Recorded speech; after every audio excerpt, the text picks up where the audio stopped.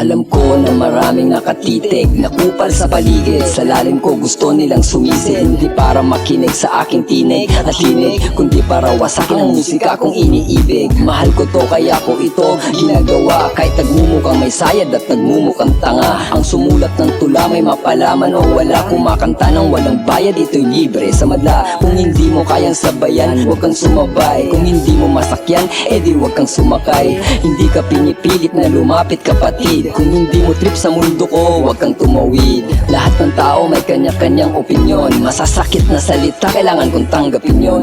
Positibong komento, ginawa kong inspirasyon para magkaroon ng direksyon ang aking destinasyon. Buti na lang, may mga katropa na kahit hindi mahilig sa aking obra ay laging nandyan, sumusuporta. Mga tol, salamat ng sobra. Buti na lang may mga kaibigan at katropa na kahit hindi mahilig sa ginagawa kong obra ay hanggang ngayon nandyan nagpapakita ng suporta. Mga tol, salamat ng sobra.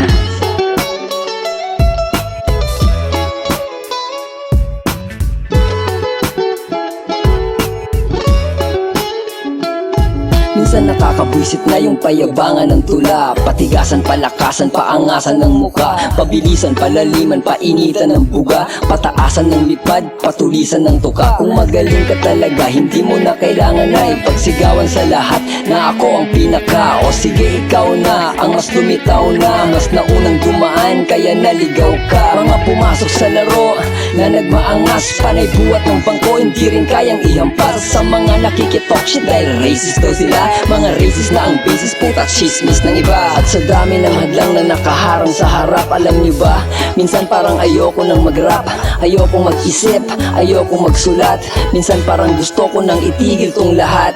Buti na lang, may mga katropa na kahit hindi mahilig sa aking obra ay laging nandyan, sumusuporta.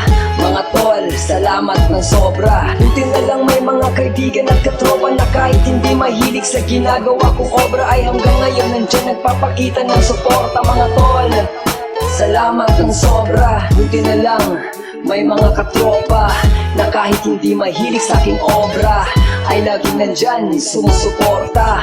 Mga tol, salamat ng sobra. Buti na lang